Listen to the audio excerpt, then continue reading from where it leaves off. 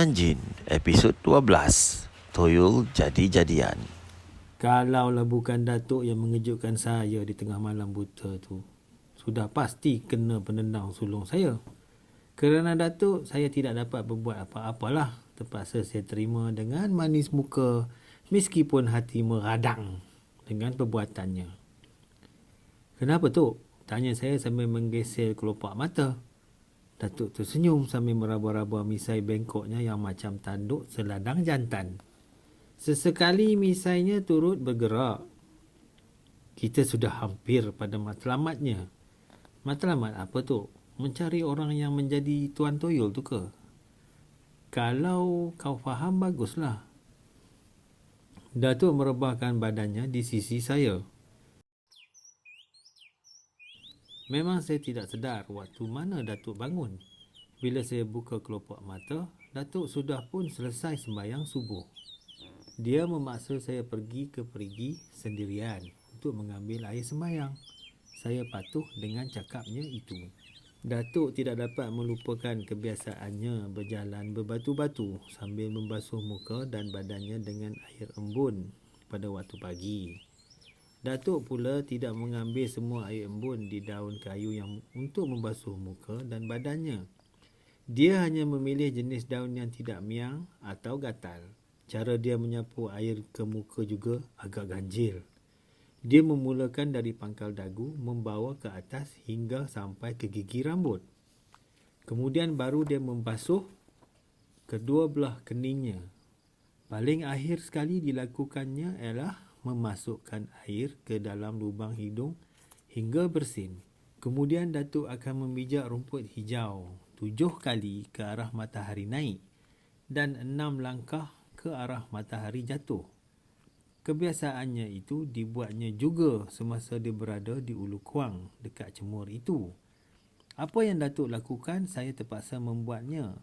Dan Datuk berjanji pada suatu hari kelak, bila umur saya genap 21 tahun, dia akan memberi beberapa mantra yang perlu dibaca bila mandi air embun. Pagi itu, berjalanlah saya bersama Datuk di pinggir kampung Ulu Kuang sambil mandi air embun. Saya terasa seronok melihat matahari pagi dengan sinar yang berkilau-kilauan di celah-celah pokok besar. Bila sinar matahari itu menikam air embun di hujung daun, kelihatan bermanik-manik dan sungguh menarik sekali. Damai dan terhibur hati saya mendengar bunyi kicau burung hutan dan bermacam-macam ragam dan bermacam-macam rupa yang terbang dan melompat dari dahan ke dahan. Sambil berjalan, Datuk memberitahu nama-nama burung yang saya nampak. Bila matahari mula meninggi satu galah, saya dan Datuk sudah jauh meninggalkan pinggir kampung Ulu Kuang. Kami memasuki satu lorong kecil menuju ke arah sebuah anak bukit. Di kaki bukit itu ternampak sebuah pondok. Tiangnya dari kayu jenis hutan jenis bulat. Dalam jarak 55 langkah mahu sampai ke halaman pondok itu, Datuk berhenti berjalan.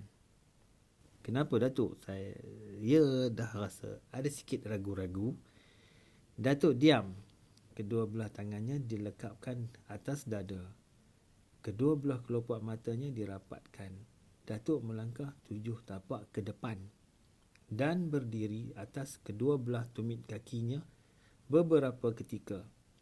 Bila mata dibuka dan kedua belah tangan diluruskan serta tapak kaki memijak bumi, Datuk kelihatan tersenyum. Memang tidak salah penglihatan aku malam tadi. Cahaya dari tuanah kubur itu menuju ke sini. Dengan tenang Datuk bersuara. Saya pula jadi terbanggu-banggu. Apa ke benda ni? Kita balik. Kalau kita maju, kita bahaya. Datuk pun menarik tangan saya. Kami berpatah balik menuju ke rumah adik Datuk. Sepanjang jalan pulang itu, Datuk tidak banyak bercakap.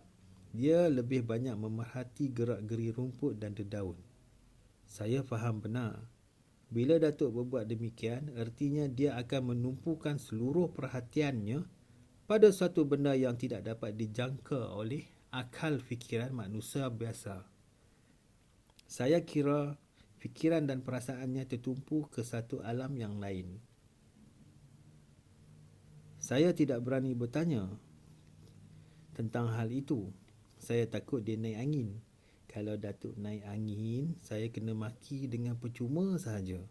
Kalau Datuk tidak maki, dia akan menjegilkan biji matanya sebesar telur ayam hutan.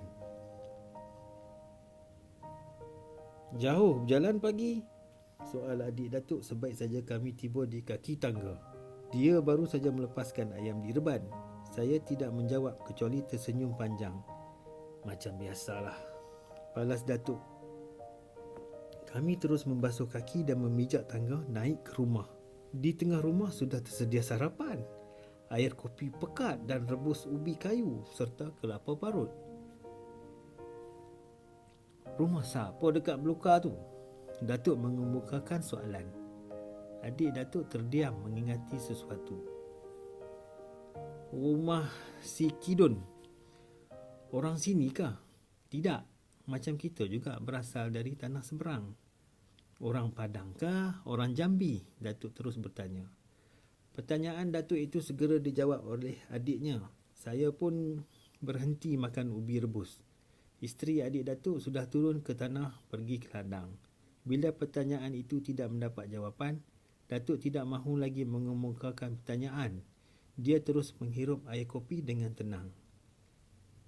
Tapi adik dia menjawab, dari Sumatera, katanya dari keturunan Batak. Tiba-tiba sahaja adik Datuk bersuara. Ada bini tak? Saya pula bertanya. Datuk menjeling tajam kepada saya. Dah mati, bininya orang Kedah. Ibu bapanya menetap di Kuala Kangsar. Terang adik Datuk dengan jujur. Ada anak ke? Cepat-cepat Datuk meningkah. Tak ada. Bininya tu mati bersalin anak sulung. Suara Datuk perlahan. Dia menekan pipi kirinya dengan tangan kanan. Terus terang Datuk menyatakan pada adiknya bahawa dia perlu duduk di Ulu Kuang paling kurang 6 bulan. Datuk juga meminta adiknya membuat sebuah pondok untuk dirinya dengan alasan senang untuk beramal ibadat serta berusaha untuk menghancurkan tuan punya toyol jadi-jadian itu. Permintaan Datuk itu tidak keberatan untuk dipenuhi oleh adiknya. Seminggu kemudian terpacaklah sebuah pondok baru di Ulu Kuang, Cemung yang didirikan secara gotong royong oleh penduduk-penduduk di situ. Saya dan Datuk pun pindahlah ke pondok baru. Perkara yang tidak menyenangkan hati saya bila duduk di pondok baru ialah bila bulan mengambang penuh, ketika itulah kelihatan beberapa ekor harimau besar di depan pondok. Dari atas pondok, Datuk melompat ke tanah lalu bersilat dengan harimau-harimau itu. Sekiranya Datuk malas ke tanah kerana badannya terlalu letih, harimau-harimau itu akan menjulurkan ekornya dari celah lantai buluh. Datuk akan mencium atau mengurut-ngurut ekor harimau itu sambil membelitkan ke batang lehernya. Bila terdengar bunyi suara burung jampuk atau burung hantu, barulah Datuk memerintahkan harimau-harimau peliharaannya pulang. Tamar, ambilkan aku kain putih, mangkuk putih, taruh air dalam mangkuk putih separuh. Kain putih letakkan ke dinding. Datuk mengeluarkan perintah pada saya malam itu.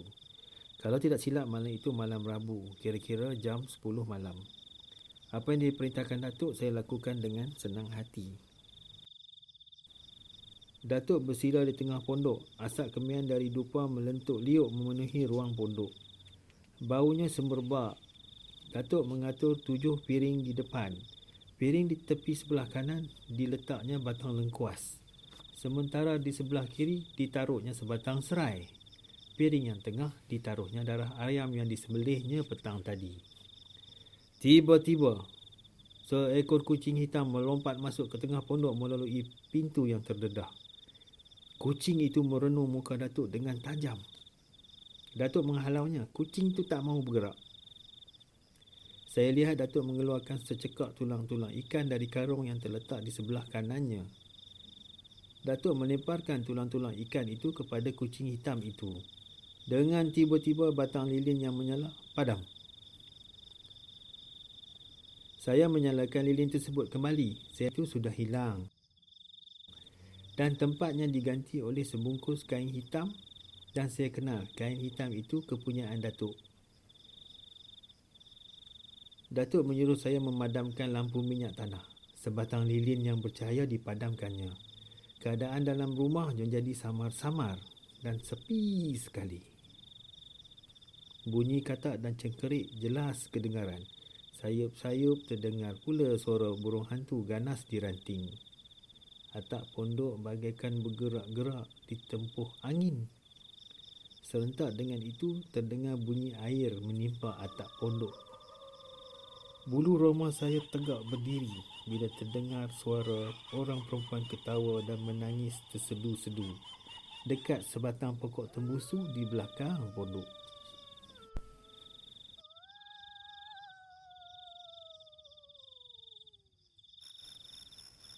Suara langsui.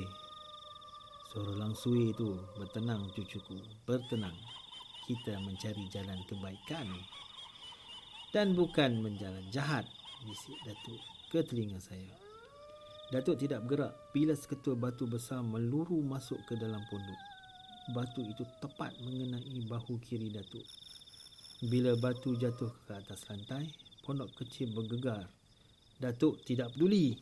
Dengan pertolongan cahaya lilin, saya merenung ke muka pintu. Satu lembaga besar, tanpa tangan, tanpa kaki dan kepala berdiri di situ. Datuk menarik muka saya. Dia suruh saya melihat air dalam mangkuk putih. Di luar, guruh pun bersahut-sahutan sedangkan cuaca malam itu cukup baik sekali. Pedulikan semua itu, sekarang kau tengok kain putih itu, Tamar. Apa yang kau lihat, jangan kau ceritakan pada sesiapa. Kalau kau buat juga, padahnya kau tanggung sendiri, kata Datuk. Dia terus menabur kemian atas bara dalam dupa. Saya terpaku. Saya hampir tidak percaya dengan apa yang saya lihat pada kain putih itu. Saya raba ibu jari kaki saya. Saya raba telinga kanan saya. Semuanya ada dan saya tahu bahawa apa yang saya lihat itu bukan mimpi.